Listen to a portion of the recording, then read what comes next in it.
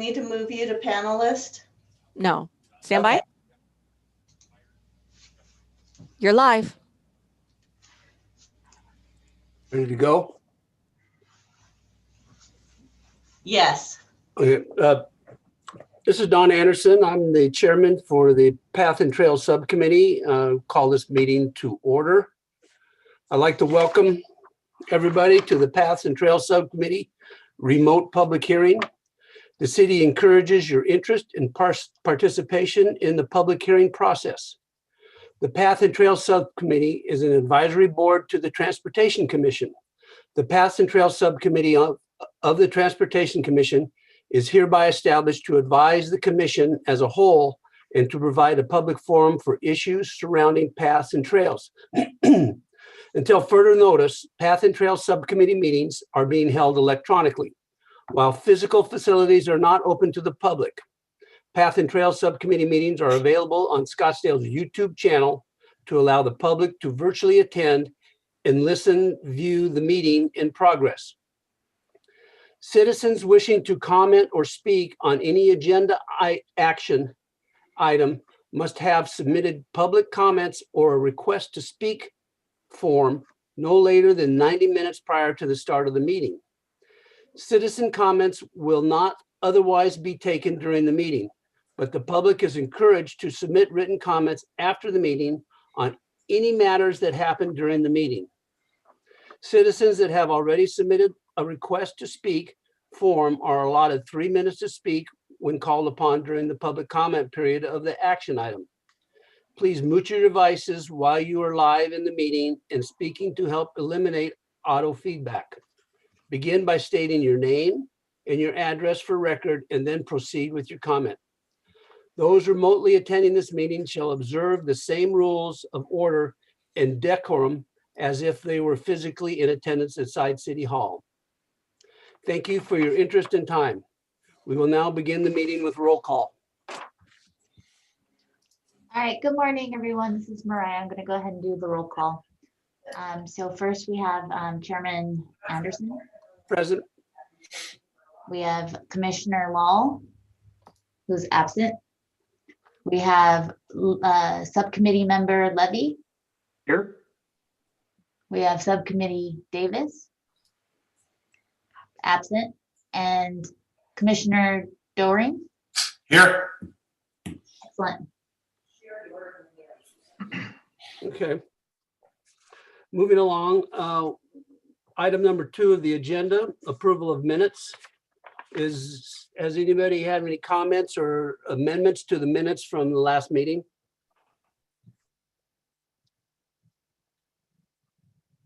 I don't see any hands being raised.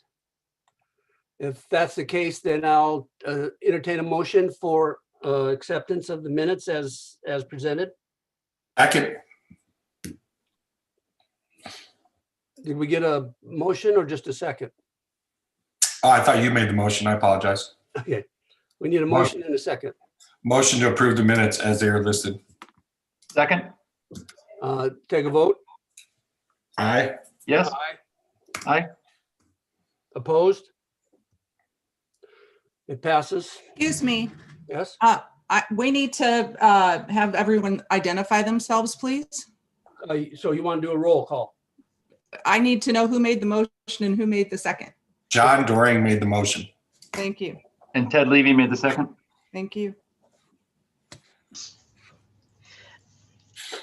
Chair Anderson, I'll go ahead and do a roll call on the approval of the meeting minutes. Okay. Chair Anderson, Yes. Commissioner Subcommittee Member Levy, Yes. Commissioner Doing. Approved. Thank you. Moving along, agenda item number 3, trail maintenance outreach plan. Susan Conkle.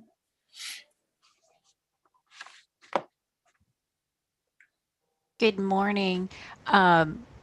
Francis, on the revised agenda, did we have the introductions before? I don't have it in front of me.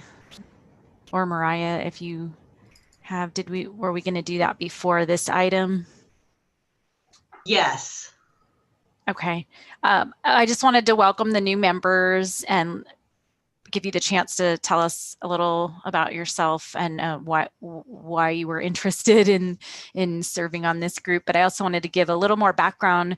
I appreciate Chair Anderson's description of what this group does. And then I just wanted to give a little bit more history. The group was originally called the Trails Subcommittee and was formed in March 2010 to advise the Transportation Commission on our paths and trails outside the McDowell-Sonoran Preserve. And it originally had 2 transportation commissioners and 2 non-commissioned members.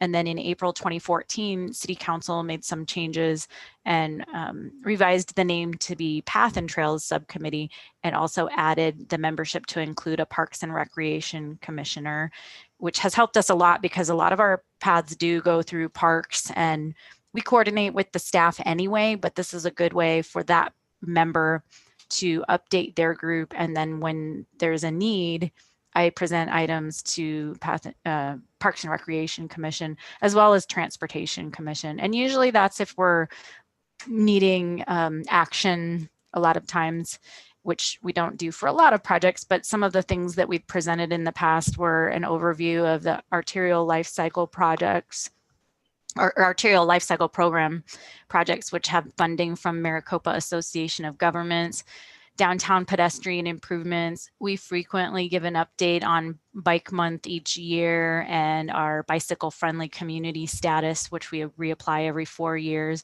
and other things like the ADA, Americans with Disabilities Act transition plan. And anytime we apply or receive federal grants, we like to give the group an overview of what those projects will be, as well as individual projects, just to kind of keep everyone in the loop of everything we're working on. So just wanted to give you the chance to each talk about your background and your interest in the Paths and Trails Subcommittee. Maybe start with Chair Anderson. Yes, I'm currently a member of the Transportation Commission, starting my second term as of last night, I guess. My background, I'm a civil engineer, lived in Scottsdale for 46 plus years. Been actively involved in design and planning of roadways and developments. I saw a need for transportation foresight and planning Scottsdale. Scottsdale's done one of the better jobs in the valley for that purpose. And I just thought that my background and my experience would be helpful to the commission and to the Paths and Trails Committee. I volunteered as of last month for this committee because I think the Paths and Trails are a very important part of the city of Scottsdale. Being a person that used to own horses, I'm very, very familiar with the trail systems in the city of Scottsdale. That's about it. Thank you. Commissioner Doring. Yeah, so my name's John Doring, and I'm on the Parks and Rec Committee. New this year to that, and I live in North Scottsdale, and with my family, my wife, and 4 kids, and we use paths and trails throughout Scottsdale all the time. So I thought it'd be an interesting opportunity to have some insight on what's going on with that, and then also, provide feedback on what I think we could do to improve or help, and do whatever I can to assist the city. Great, thank you. And then subcommittee member Levy, you're not new, but since you're meeting some people, would you like to give your background and interests too? Sure, thanks. This is Ted Levy, and this is I'm just starting my second term on this subcommittee. And I'm an avid mountain biker, and both in the preserve and around Scottsdale, particularly through the Green Belt and other areas of Scottsdale. So, and I've got 6 kids, almost all grown. The youngest is 17. So, as a family, we've made great use of the paths and trails. And so, being on this committee has been a really fulfilling way to kind of give back to that resource and get a better understanding of how it's managed, how it's grown, and what the future can look like for that. Great, thank you. I appreciate your time that you give. One thing that's really great about this group is we get to go into a lot more detail about paths, trails, the non-motorized programs than we might be able to do at Transportation Commission or Parks and Recreation Commission when we present there. So, and we get to meet with you more frequently on those types of items. Susan? Go ahead, Mark. Yeah, good morning, gentlemen. This is Mark Melnichenko. I'm the director here in Streets and Transportation, and I just wanted to thank you for serving on this important subcommittee, and we look forward to working with you on some important projects. Thank you. I don't know if Dave and Greg want to jump in quick for those that haven't met them. Good morning, Dave Meinhardt. I'm the Transportation Planning Manager. I work with Susan and Greg in that area, and welcome to the committee for the new members, and thanks to Commissioner Levy for serving a second term. Thank you. Yes, good morning. This is Greg Davies. I'm a Senior Transportation Planner with the City of Scottsdale. It's a pleasure to have you on the committee. It's an important subcommittee, and we value your input. I'm a multimodal planner, pretty much do all modes of transportation planning. So it's great to have insight from professionals and residents that live in the city of Scottsdale. Thank you. Thank you. And then I'm Susan Conklu, Senior Transportation Planner, working for Dave and with Greg. And the things I love the most that we get to do are to help people walk or bike or even ride horses more easily and have more connectivity. So even though I don't bike as much as Dave and Greg, I see people when I'm out and about, and every time I see somebody on the path or using a section of sidewalk, I get excited because I know that we keep building things like that to help people. So thank you. Anybody else want to introduce themselves before we go to the next item? Francis or Mariah? Since we're not in person, we don't get to meet you guys to be able to have those introductions.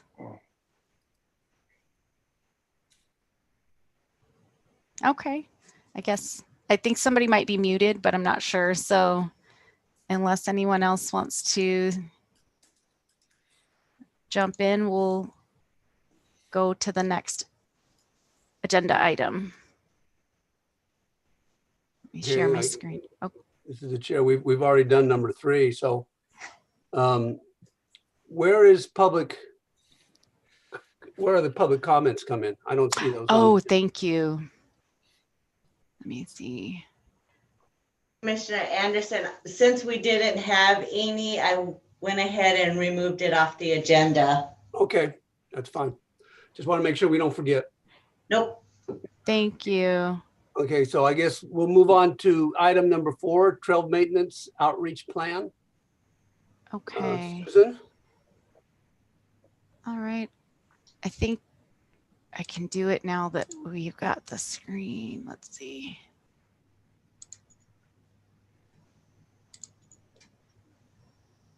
Can everyone see this? Yes. Yes. All right. I'm trying to do the slideshow. Do you just see it as a slideshow now instead of my whole screen? We see the whole screen. Okay, great. Thank you. So Susan, this is Megan. Sorry, Uh-huh. we still see the, it's still in the panelist view there. I wonder if I need to move. Does it help if I move that to the other monitor? I wonder. It worked for me, Susan, when I did it. I'm sorry? It worked for me when I moved it to the other monitor. Okay, let me do that. Sorry. Let's see. No, we're not sharing anything right now. Let me try screen 1 and then jump to it. Are you seeing it now? There you go. There. Okay. Thank you. Sorry about that. So this is a little bit of a recent discussion item, but we've had questions from residents and HOAs over the years. And then more recently, we did have a resident that followed up asking not who's responsible for what, but it really was generated from the question of how does the public know what is required for maintenance along trails, and how does the public know who should do that? So give a short background about that, but we currently have about 144 miles of existing non-preserved trails citywide, and then the master plan has 188 miles of more trails planned in the city. Typically, they're either in city right-of-way or they fall within easements across private property.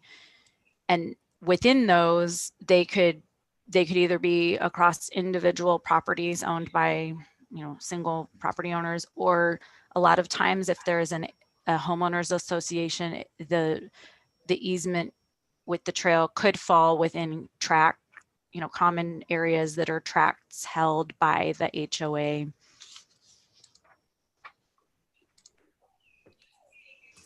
For maintenance responsibilities, the Scottsdale Revised Code, Section 47-47 of Chapter 47 states that the owner of property adjacent to the right-of-way shall conduct routine property maintenance to keep the property and the adjacent right-of-way in an orderly and safe condition. So an example of that could mean keeping your landscaping maintained, but also keeping everything maintained within the right-of-way fronting your property or behind your property.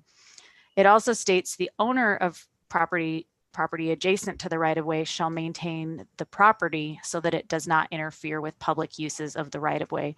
What that can mean, an example would be if a tree is growing on that owner's land, but tree limbs are growing out over the right-of-way, like sidewalks, trails, or even the street, or hanging out into the alley, they still need to maintain their own property in a way that that vegetation and things like that do not interfere with public use.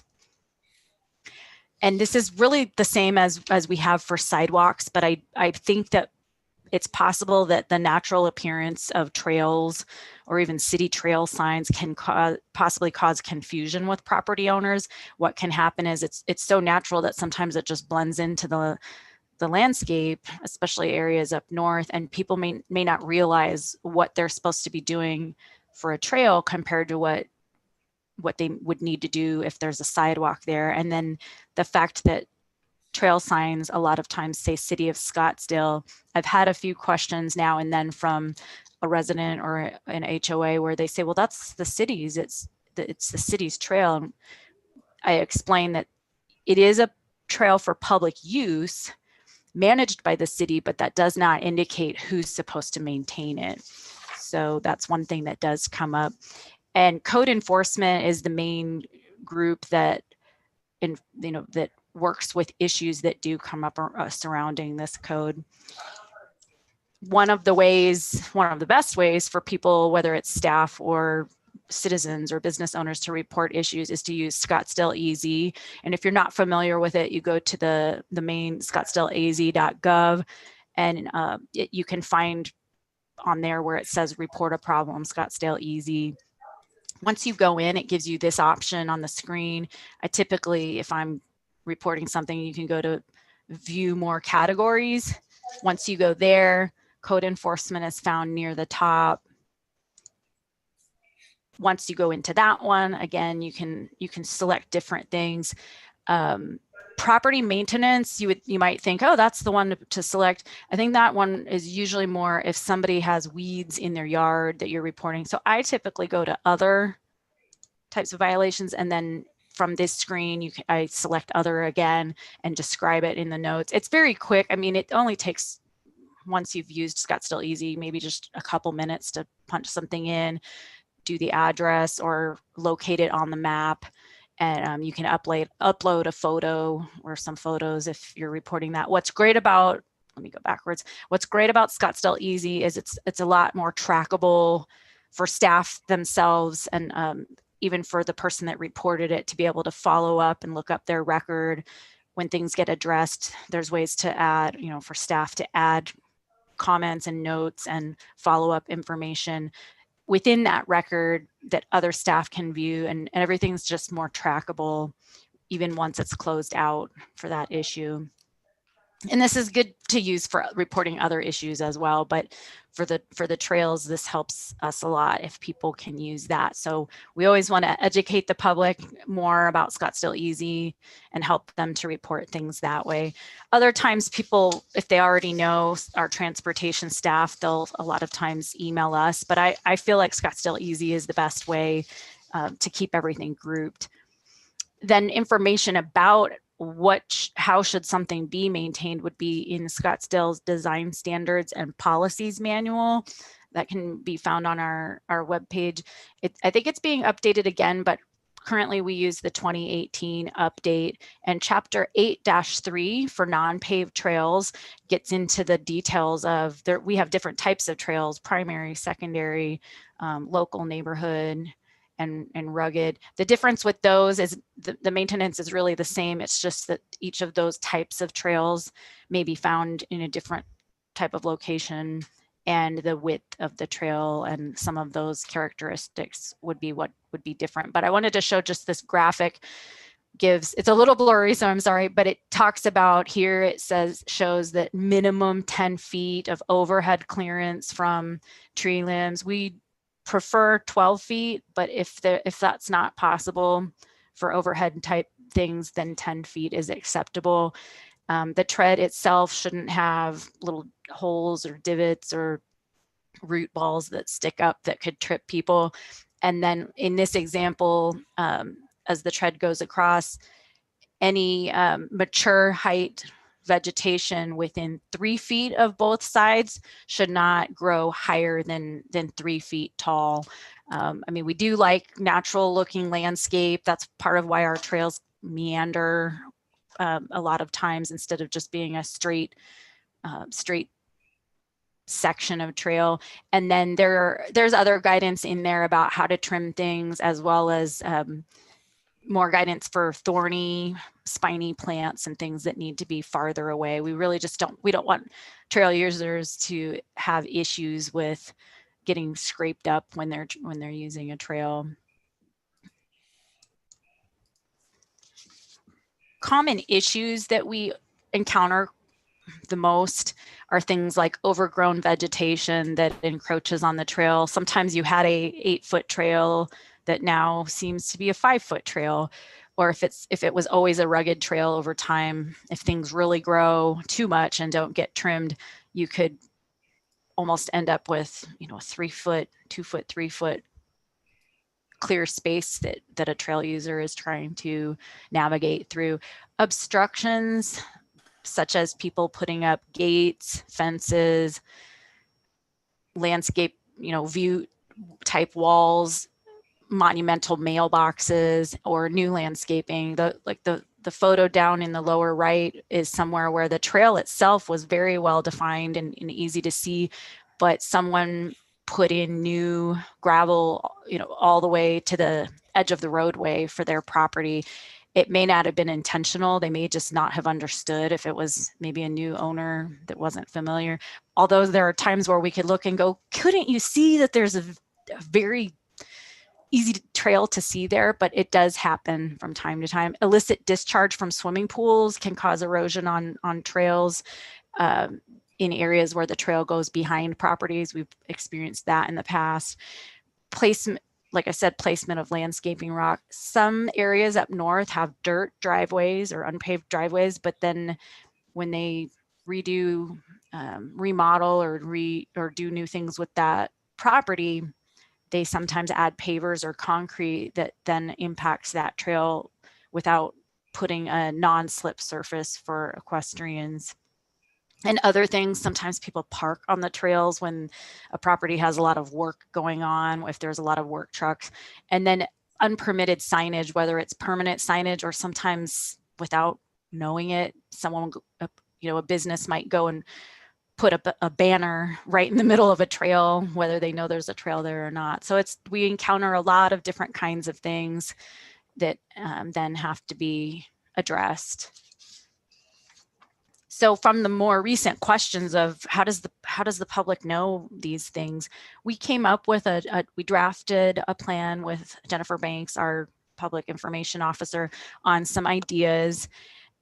We don't know yet if we'll end up implementing all of these, but we decided to come up with the plan and then get your input and then come up with a schedule for this idea or these ideas and look at what we could do in the near term and long term. But if we can work with local media, also the city's different social media channels, working with city communications such as the news feed on the main webpage, where a lot of times there's new headlines there where the public can access the news story for each of those.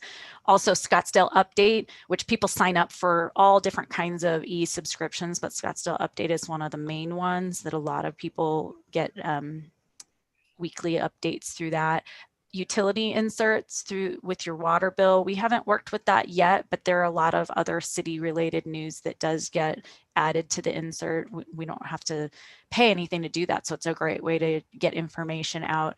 And then utilizing the Scottsdale Video Network. So we would want to work with the staff there and maybe produce a small video about trails, about maintenance, and how to look up where the trails even are. We do have the city's interactive maps that people may not always know about, but we also have our unpaved trails shown in our printed and online active transportation map. So the more we can tell people about that, the better. As well as our Paths Trails webpage, we felt like that could kind of be the main central area to include all of these links and information, and then all the other methods for communication could point people back to that Paths Trails webpage for that trail information, and then we can update that as we need to.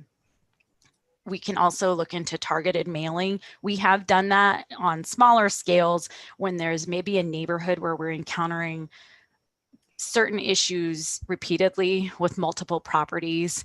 And sometimes when we work with code enforcement for that, they will sometimes send out a letter with information to all of the neighbors there, even if every neighbor doesn't have any type of code violation. It's really just to help remind people. And then if needed, they can go on to the next steps, such as issuing a notice of violation to any of those properties or meeting in person. That happens quite a bit too, if that has to be done to help address a repeated issue.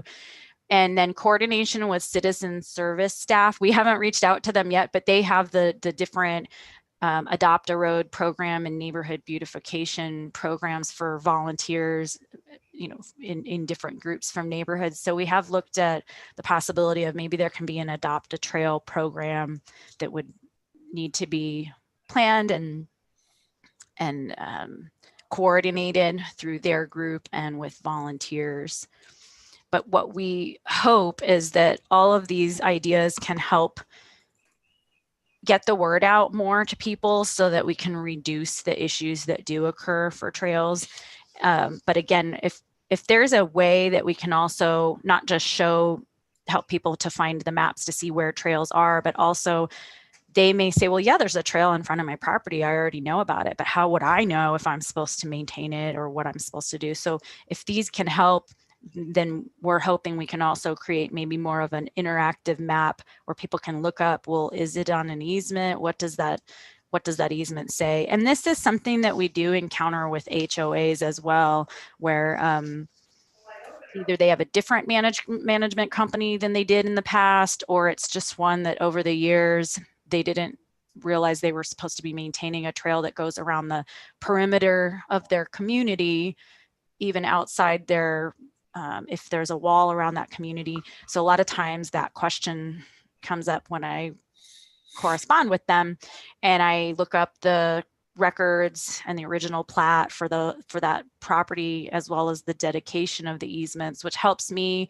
to double check and verify. And it will typically say somewhere in that plat, maintenance responsibility of all easements is the property owner. And that usually helps clear things up. But if we can find a way to help people look up that information, and rather than waiting till I reach out to them when there's a problem, then we feel like that can be very helpful. So again, the next steps are really for our group to create a schedule for implementing this plan and looking at what's feasible, and then looking at the near-term and long-term solutions. Do you have any questions or comments? This is Chair Anderson. Thank you, Susan. It was very informative. Thank you. A couple questions from my side. Do you have an idea what the average width of these trails are right now? I mean, I know they vary a lot depending upon how long ago they were built and where they're located, but what is an average width of a trail these days? Thank you, Chair Anderson. It does vary. The newer trails that are primary trails can be 10 to 12 feet wide.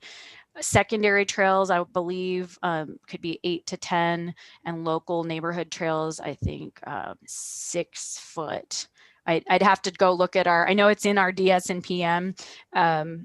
There are trails years ago that were just kind of more rugged in nature, where there wasn't a lot of grading work done or compaction, but it was more just clearing, landscaping, and scraping the area, where over time those look so natural that other than it being a swath that's got cleared landscaping, it could maybe be 3 or 4 feet wide. So that's another challenge we have. If something was originally built, 3 feet wide, 4 feet wide, when that was allowed, we can't really make somebody clear something now to be 10, 12 feet, even if that's what type of trail would normally get built there now. So it really varies. We want to know that it's passable and unobstructed. Okay, thank you. Another question I have. I know we have quite a few miles of trails, and we rely a lot on the public to keep us informed as to what needs to be done or what is being encroached on. Is there a program for the staff or maintenance to police these trails over a given period of time? Thank you for that question as well. We kind of have a range where we did get an update in October about our trail inventory that we're planning to do the next one, where we have our staff or interns walk the trails and note all the different conditions and take photos. Outside of something large like that, we still rely on citizens to let us know, or if staff are in that area and see it, or if we're out there looking for that. But we don't, as staff, typically go out to all our different trails. So it does help us a lot to have the public report the issues. Sometimes it's a trail user that we hear from, but it could also be somebody that just is dealing with it in their neighborhood, but not necessarily trying to use that trail. That's part of why we want this plan to really look at it from every direction and get the word out. Thank you, Susan. This is Chair Anderson again. I think as a comment, I think that's why this is important, that we get the information to the general public so they understand that there are trails and where those trails can and be and what needs to be done. Otherwise, a lot of people move from other states. They don't realize that there are trails, or that pathway in front of their house is a trail. And so they don't understand how we want to keep those trails open. So I think it's really a good deal to do this outreach plan. Thank you. Anybody else on the committee have any questions? No, it was great information. Thank you. Thank you. Thank you. Thank you, Susan. If that's the case, I believe we can move on. All right, Item number 5. All right. Susan, you again? I'm back. Let's see. Make sure I'm doing this the right way, even though I just did. Bicycle and pedestrian counts. Can everyone see that? Looks good. All right. So this is one for all of the data fans out there. A quick background, there are actually a lot of benefits to counting bicycles and pedestrians, but when we look at everything that cities do, communities have been collecting vehicular and transit data for a long time, but it's really been more recent that bike and pedestrian data has been added to programs. Part of that is just technology. It's been emerging in the last few years, and as the technology for counting people gets better, I think we're going to see a lot more cities add that to their programs. But it does help us justify expanding our networks and adding different improvements, as well as when we apply for grant funding for projects. It is considered one of the 5 E's in measuring our bike friendliness by the League of American Bicyclists. It falls under evaluation and planning, but it can also help with education and enforcement, because if we're counting where people are going, and we're encountering an issue where we want to reach out to those users, it can help us target an area where we would maybe do enforcement, education, and outreach out in the actual location itself.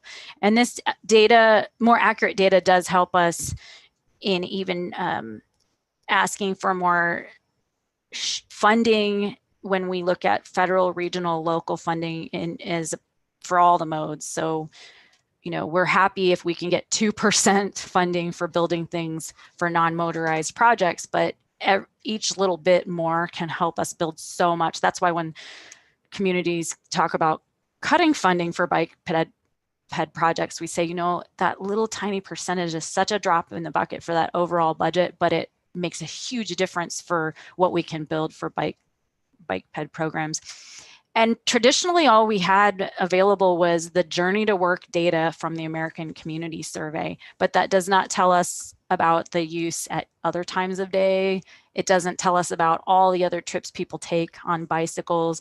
And there's a pretty big margin for error. I want to say when we look up the percentage for people that bike to work in the survey, it gives the same percentage of people who use elevated rail, which we don't even have here. So we don't know how accurate that data is. And we'd like to move into more accurate ways to collect data. In 2013, Maricopa Association of Governments they did a regional bike count project they hired Shen Ryan Associates. They did 44 sites regionally with automated equipment and 84 using doing manual counts with people, with their staff. In Scottsdale, we had 4 manual sites and 2 that were automated. They did take input from the cities on where would you like counts, and that was without knowing how many areas we would get to have.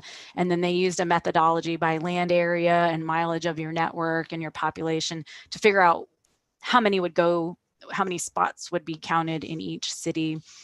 But we did give them the dream list. Of the automated sites, they used pneumatic tubes, which is similar to what you see to count vehicles in the roads.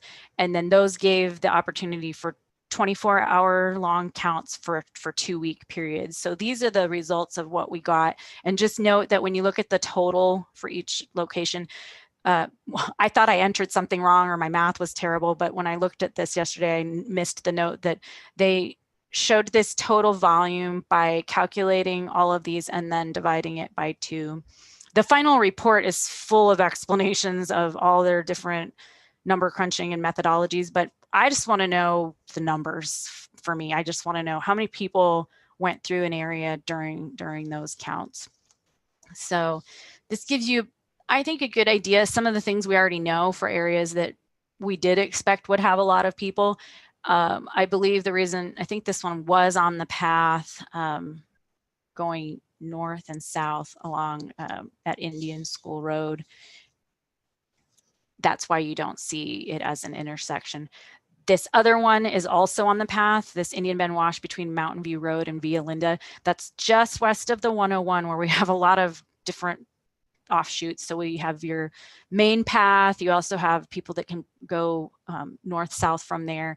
And that's why it shows up like an intersection, because that's what we really wanted to know, is how many people are coming through that whole area where they cross under the freeway and then they can run, go north-south along the west wall of the freeway.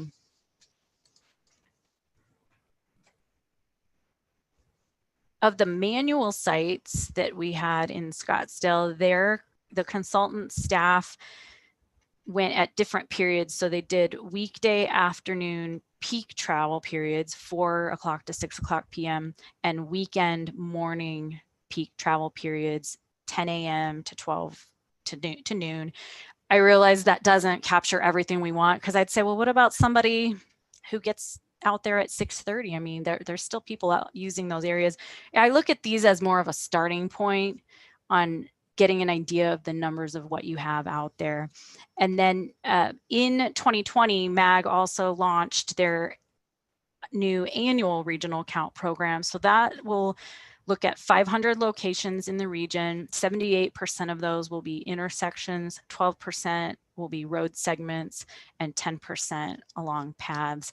I don't know yet how many total locations will be in Scottsdale. I think it's going to be quite a bit more, maybe up to 20 locations, but we can update everybody as we get more about that. Scottsdale's first automated counter was added with the Crosscut Canal Bridge and Path project south of McDowell, so right by the 3-city area of Crosscut Canal next to Phoenix and just north of Tempe, but it's right here at our boundary. And this really provides connectivity through a neighborhood connection over to Bellevue, which can get people to 68th Street and to Scottsdale Road. We are capturing the east-west movements across that bridge. So in this photo, you can see what this eco counter multi-system looks like. It's not, I don't think it stands out much. It's just a bollard that has a sensor in it, as well as we've got inductive loops that have been added to the path itself. This was installed in around summer 2018, and the loops detect the cyclists, and then the sensor in the urban post detects pedestrians and then direction of travel for all users, because we really want to know how many people, not just total people that pass through, but how many were on bikes, how many were on foot. Looking at some of the results from that just in the past month, in November, a little bit more people walking than what we had biking, but I think those are really high numbers when you think about that it's a regional connection and a good neighborhood connection for people accessing the canal. But we had just over 2,500 people walking. Then looking at days of the week, I like looking at the breakdown like this because I'm always surprised where I'll say, okay, why is Monday so popular? Is it because the weekend happened, or why is a Wednesday or Thursday seeming to be busier for people walking or biking compared to any other day of the week? A lot of times I think people assume that active people are just active on weekends, and that's really not the case, including times of day. We're not showing that here in the presentation, but we have all different ways that we can break down the data. And this is data that comes from the Eco Counter. They have an online dashboard because all of this data gets uploaded from the counter. So we can go as far into detail as we analyze it at the staff level as much as we want. But in the spring, our planning staff came up with an idea to do more eco counters. So as you see down here on the map, that shows the existing one. We came up with 8 more locations to put the permanent counters, including along paths that go through parks, but we also wanted quite a few other areas. So we looked at just west of downtown along the Arizona Canal. We also know that quite a few people do use the Pima path, not as much as the Indian Bend Wash path, but we wanted to look just north of Arizona Canal along the Pima path. We did add this one, Indian Bend Wash at McCormick Parkway, because that was where MAG did their counts, and we would love to be able to continue comparing those numbers. And another one just south of Cholla. So the Indian Bend Wash does continue way up to Horizon Park area in Westworld, but we wanted to capture a number up there. And then we added just west of the Loop 101 along Sweetwater, because there's a non-motorized bridge there across the freeway, and we would really like to see what kind of numbers we're getting in that area, east-west. We did also purchase 2 mobile counters. So we've so far made a list of 5 sites where we'd like to deploy those. We don't know yet. You know, I think probably 2 weeks at a time would make good sense, since that's another way that it's done with traffic, and then start adding to that list. Those should help us to determine maybe permanent sites in the future, or we would just continue doing mobile counts over time. But our next steps are to study these, pull the data, and look at it monthly or quarterly. The new counters, they will have the ability to automatically upload all of that data to EcoCounter's site, but we've decided to just do the manual uploading, where we can go out with a laptop. It's easy. We use an app. It takes 5 minutes. When we get out there, we can check other things. And then once we upload it to the laptop, it still goes up to EcoCounter's site. Their site, it's pretty user-friendly compared to some of the other counter companies out there that make equipment. And then we will share our information with MAG for their regional counts, and we'll be following what they also collect. And then this helps our staff every 4 years when we reapply for our bicycle-friendly community status. That's a newer question on the application, is do you perform counts, and what's the data? So that's important for nationally comparing cities, but also locally.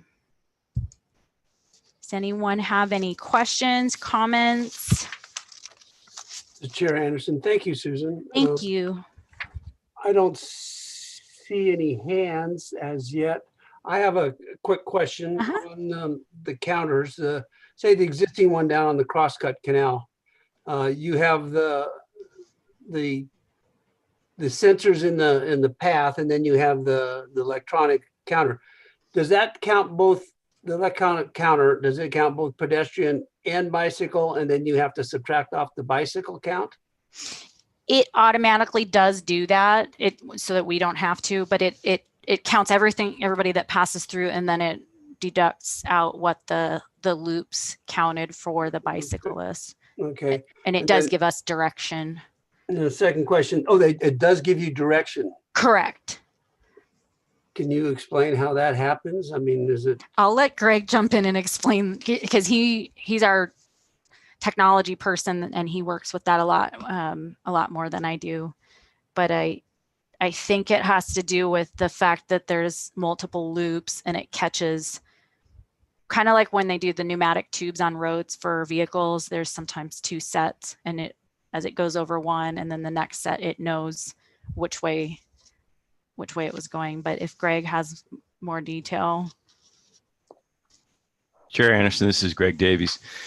That's a good question. The EcoCounter itself has specific algorithms in it. When a pedestrian walks by or a bicyclist goes by, it knows the direction of which way that specific ped or bicyclist is going. And so it'll determine that once that user crosses the sensor, as Susan mentioned, there's some pneumatic tubes that are installed in the actual path, and then there's a light sensor that senses a movement. So, she explained that's how it really happens, but that data is separated once it's collected and determine which way that user's going, in or out. Okay, so there's a beam that breaks, or some type of motion sensor that picks it up, is what you're saying? Commissioner Anderson, that's correct. Okay. There's a beam that shoots out a small little hole on the actual bollard itself. It kind of looks like a lens. And then I forgot to mention, of the 8 locations, those are currently being installed, so they're not finished yet, but we think they'll be done soon, and then we'll start collecting data from all of those. And that's what I'm excited about, is to then look at all the different areas, start following the numbers, and then we've had people ask if that data can then be shared on the city's webpage, and I would like to be able to do that in some manner so that people can start looking and seeing. And some of the time it just happens, part of the importance of this is when we're building and designing a project, sometimes residents will say, why are you building this for a few people? And we say, well, there's really not just a few people that use our infrastructure. There's a lot, but if I can't give better numbers to give an idea of what it is, it can be easy for some people to think, well, these are just nice extras. We don't really need paths, trails, bike lanes, and routes, but we do. So we're excited that the technology has come quite a long ways in the last few years to be more accurate. Okay, thank you, Susan. We have a hand from Mr. Levy. You have a question? Yes, thank you. So I know we've got, I think we talked last month or the month before about starting to do some improvements in sections along the Greenbelt. Are we using some of this data to kind of prioritize that or schedule that? That's a good question. That was Dave's presentation that you're remembering. I'll let Dave expand on that if he wants. Thank you, Commissioner Levy. For that, the presentation that we made 2 months ago was for a proposed CIP project. We don't know yet whether we're going to have funding to move it forward, but it's focused for the new commission or subcommittee members on looking at taking some of our older, narrowest pieces of path in the city and widening those and basically reconstructing them because the pavement's 40+ years old.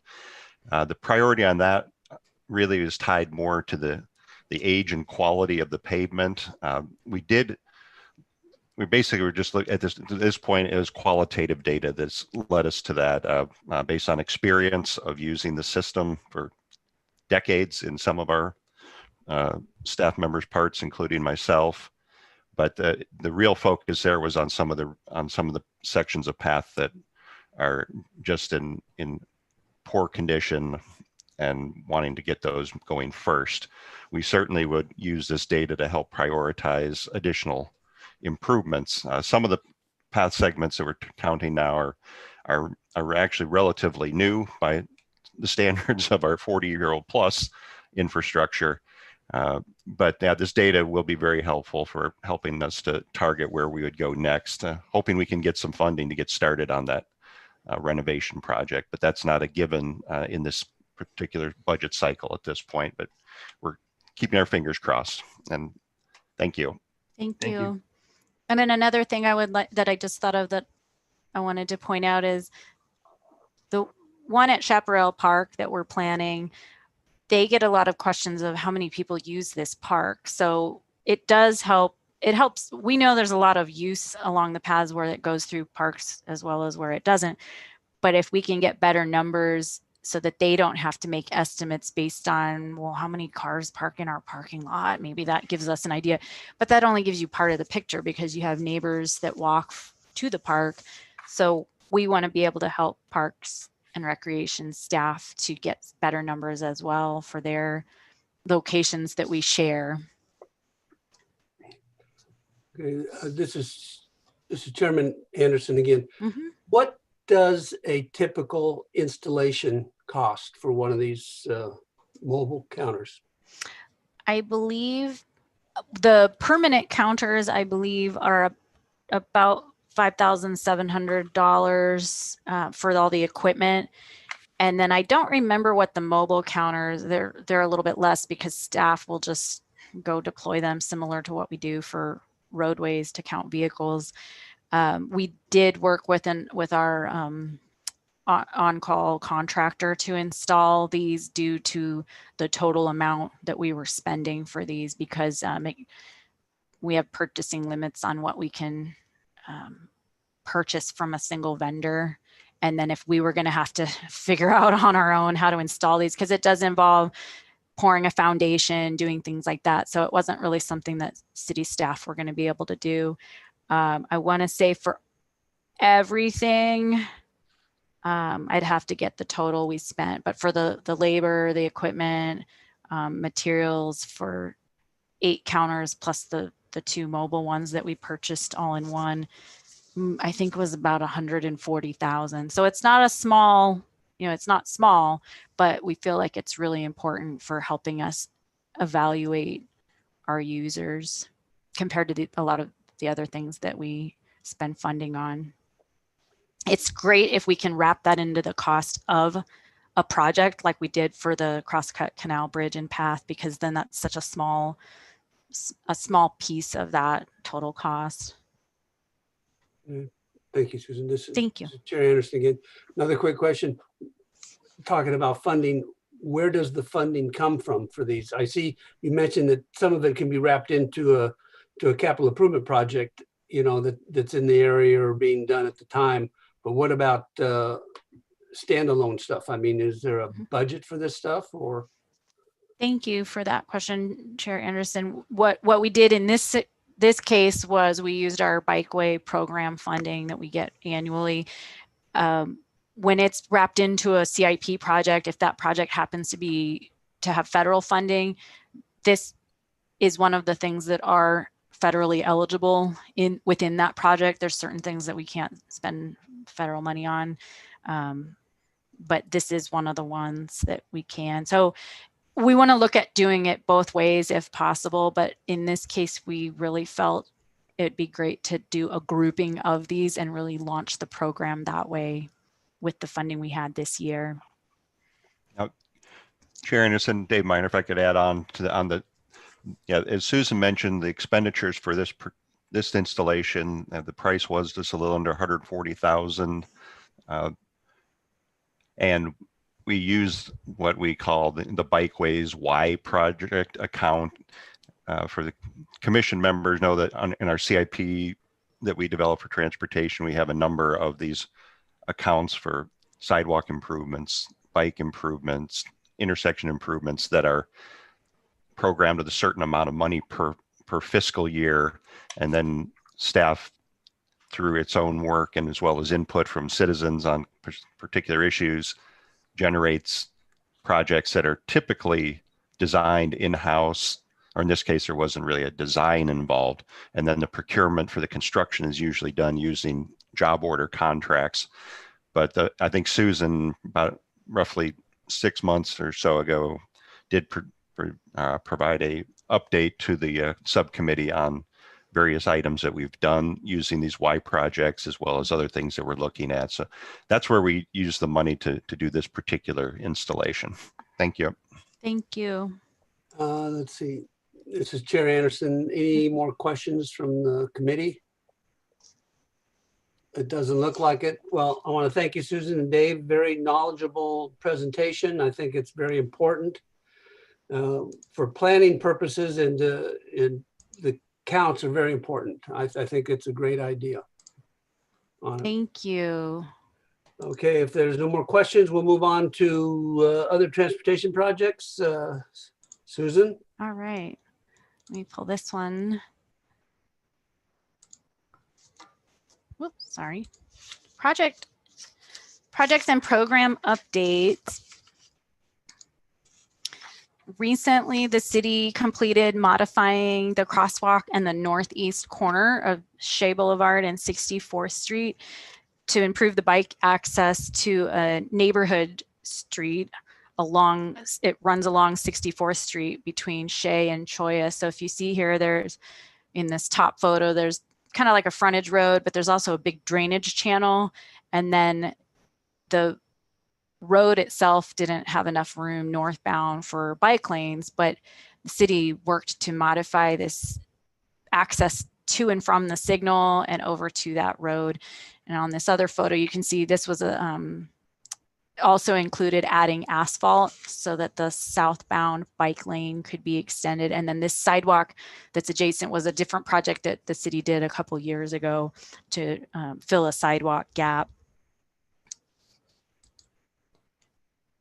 This is looking at the finished connection. If you were standing near where that frontage road is, looking southwest up here at the northwest corner. And then Dave, I didn't know if you wanted to go add any more details since that was a project that you initiated, but we constructed it for $66,000, and the importance was that it filled the only gap that was in a otherwise 6-mile long bike lane from Northern Avenue to Bell Road along 64th Street.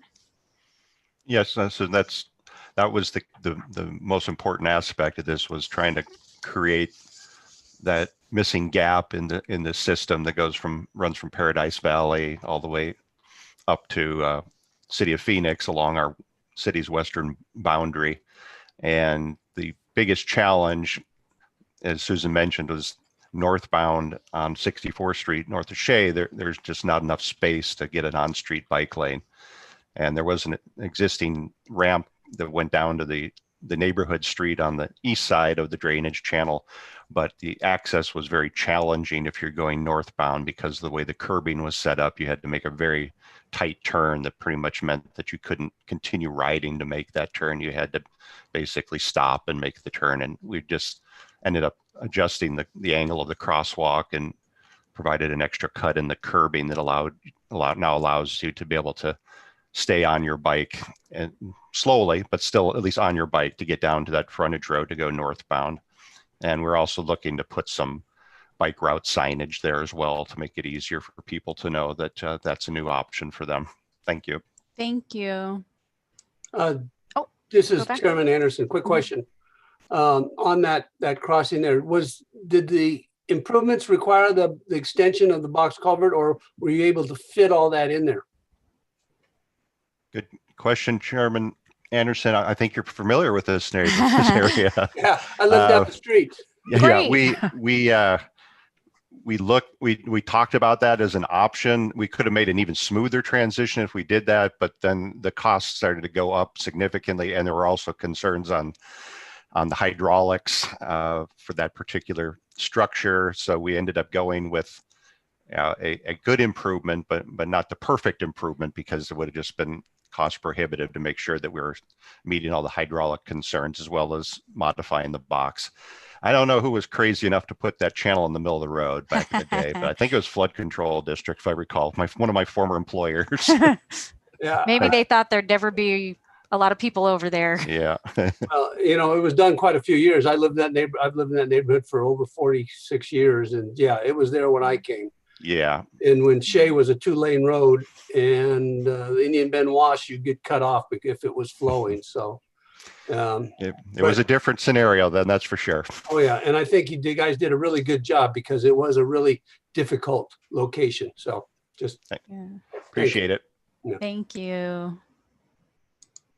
The 70th Street Neighborhood Bikeway Study, if you're not familiar with that, it's a corridor from Roosevelt and Continental at the southern boundary with Tempe up to the Old Town area. It's been funded by Maricopa Association of Governments, really to just come up with ideas. It's not designing anything, but it's coming up with ideas, alternatives, and including public outreach on this 2.5-mile corridor.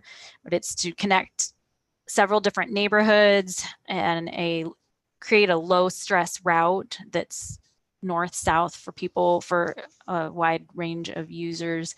There's a lot of multifamily housing, but also single family housing through this corridor.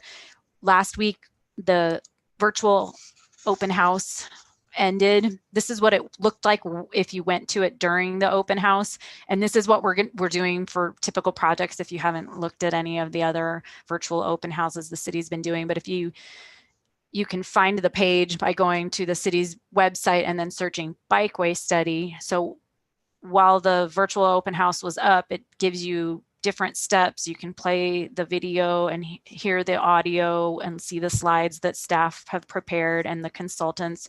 You can pull up other information that's on the page, resources. In this case, it would be materials if we were coming into an open house, and you'd see things like boards on easels. Those are the types of exhibits we would have. And then a questionnaire that ask different questions. Now, if you go to the page, now that the virtual open house has ended, it still looks similar, but it gives a little more detail about the project overview. It still gives you the meeting materials to look at. If you missed the open house, it gives resources along the right side, a timeline, and then Jennifer has added frequently asked questions. A lot of these kind of came up as feedback we got during the open house and that we felt would be helpful for more people to be able to read that feedback. We think that's going to help a lot, since we can't meet with people in person at this point. And I don't have final numbers yet, but when I checked at the midway point, I think we had 54 questionnaires that had been filled out. So we're excited to analyze the feedback next. And the next steps from there would also be to prepare the second open house that will be virtual, and then the consultants will finalize the report for staff as well. And that'll be wrapping up in the spring. We also have the Old Town Bicycle Master Plan going on. That is also funded in large part with a grant from Maricopa Association of Governments. The consultants that we are working with are getting the first virtual open house ready for this plan, but it's really to look at Old Town, the bike infrastructure, identify gaps in that network, and also find opportunities to improve the connectivity and comfort for people biking, again, for a wide range of users and ages, and then increase active transportation to and through Old Town. What they've been doing is collecting data, looking at other studies, looking at the analyzing the counts that they took last spring. They'll take the public outreach that we'll be gathering and then prioritize some recommendations for possible future bikeway improvements. And this kind of shows you in the photo how our Old Town looks for a lot of people that try to bike. But the virtual open house meeting will hopefully happen this month. And then this plan is expected to be completed around March. Osborne Road Complete Street is at 60% design right now. This is from Hayden to Scottsdale Road. Greg may want to add more detail, but the staff are reviewing the 60% designs right now to make comments. It will have bike lanes, connections to the Indian Bend Wash Path. There's a little short sidewalk gap that we'll be addressing, a roundabout at Miller Road and Osborne, and then that also has an upcoming virtual public meeting this January with construction planned for summer. This is Dave. I just want to make sure it's clear for the subcommittee. The summer 2021 construction is their target. We have challenges with the budget for this project, as Greg discussed with the Transportation Commission in November, and we are working through a process at Maricopa Association of Governments to try to access some of what are called federal closeout funds. If we're able to get that additional funding, we can keep to this summer 21 schedule. If that is unsuccessful, we're going to have to potentially regroup on the scoping somewhat and the timing as well. So our best case scenario is summer 2021. Our worst case is uncertain, unfortunately. Okay. Thank you. And I want to say, I think that's today at MAG that some of that ranking for those closeout fund requests is happening. So we should know soon, I believe. We'll keep our fingers crossed. So e-scooters, you may have noticed they weren't around for a little while this year, and you might be seeing some of them around Scottsdale more recently. We were going to take an item in November to City Council with some proposed regulation changes. That will now tentatively happen in January, but you can find all the information of what the current regulations and the proposed regulations by searching scooters when you go to ScottsdaleEZ.gov.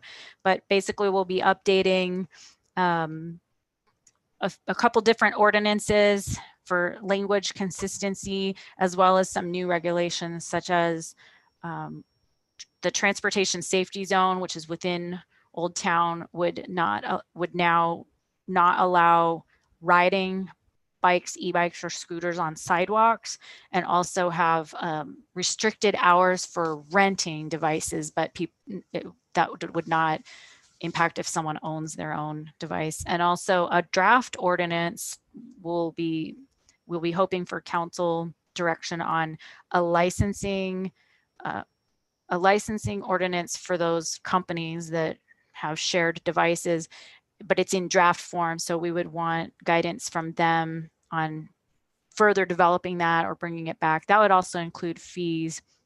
Another change in the ordinance that we would like to update would be that devices will only be allowed to be parked in bike racks from that point forward, instead of the current regulations say, well, you can't park this way, you can't park that way, here's some ways you can park. We decided to clean that up, and there are space for, I want to say, 2,000 bicycles or scooters parked in Old Town, spread amongst, I want to say, 200 to 300 locations. So we're always looking at adding more where we can, but we feel like that's sufficient enough instead of having to deal with a lot of the violations we were seeing in landscaping, encroaching sidewalk flow itself all over the place. It was some of the feedback we got from the public. Temporary outdoor dining decks. This does, I feel, impact people walking and biking. As you can see, the people right there that have bikes, but Walt Brzezinski from the Transportation Department put together a team that developed guidelines and will evaluate requests for outdoor dining extensions. More cities are doing this this year due to COVID to allow more spacing, distancing, some on a temporary basis, but some cities, it sounds like, may move to those on a more permanent basis. But it really gave guidelines, I think, sped up the process and had lower fees for extending patios. But that included people from police, risk management, tourism and events, the planning department, and transportation. So they do look at everything like safety, the aesthetics. Does it impact accessibility for people with disabilities, and also recognize that it does impact parking spaces when it removes some of them on that temporary basis, as well as community feedback. So far there've been 2 on private property that have been approved, and 1 in a public plaza area, as well as 1 in parking spaces in the right of way, which is what you see here in the picture at Siena Agave. We are looking at adding maybe 1 or 2 bike racks right where the people are standing, if there's going to be enough space to be able to do that, so that people aren't trying to attach it to railings in that area. But that approval process took about 2 weeks, and then that deck took a couple days for them to build. And then here's a before and after of another one at 6th Avenue in Stetson. And in that space, they removed some planters and vegetation to be able to extend that patio. Now my favorite one. So every year, Valley Metro has Clean Air Awards and nominations for awards. And I said third time is a charm, because I think it was the 3rd nomination for Greg as the outstanding commuter, a bicyclist or walker. They have all different categories, and it's pretty tough competition each year with the different nominations. In the past, I think the city got, for the overall travel reduction program, got an award, but we've usually been a runner-up. So I was really excited about this one. Greg commutes 12 miles to work each way on his bike. I think he sometimes takes the long route just to get in extra mileage, and he will reach his annual goal this year of 6,000 miles of biking, and will save approximately, this says $810 in gas. It's got to be more than that. But since the beginning of this year, that we have metrics for our travel reduction program for people, whether they bike, take transit or van pool or carpool. But Greg himself has prevented 3,000 pounds of greenhouse gas emissions. And what's great is that he always encourages other people to bike either for their commute or for fun. And he's a great resource where he helps people quite a bit. We did have some other finalists that did not win an award, but we had a staff person for the one of the van pools, a multi-use commuter where it's a separate category where they combine, let's say, walking and transit or biking and transit, and then the city overall for most livable city. So we were so excited. I think we had already gone through those other categories while we watched the awards online, and I think Greg was our last one. We were so excited when we found out he won. So we appreciate it. And then I think this is my last slide, but the city currently has a recruitment for a senior transportation planner, and that posting closes on December 21st, but that would be working for Dave on our team. And that's all I have.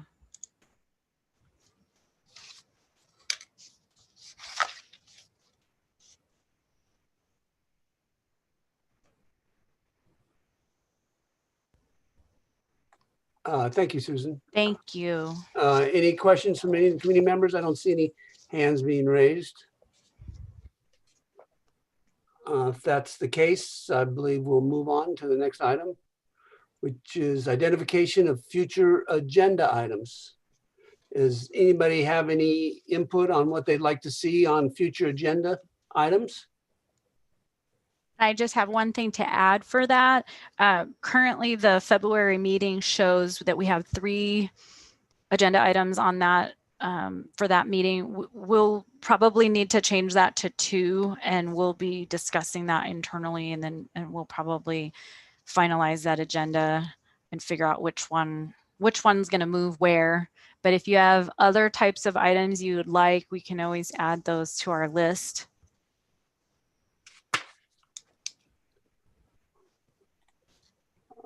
Don't see anybody with any input, so I guess we'll pass along. Thank you. Thank you, Susan.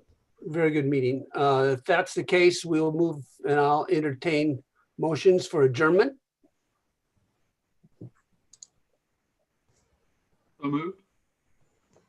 A second. This is Ted. Who did the motion? Ted Levy. Okay, and the second? John, did you do the second? I did the motion. I can do the second as well, but okay. Well, then I guess John did the motion. Ted did the second. I'll call for a vote. Aye. Aye. Aye. Opposed? So be it. We are adjourned. Thank you, everybody. Thank you. Thank you all. Thank you. Thank you. Thank you very much. Thank you.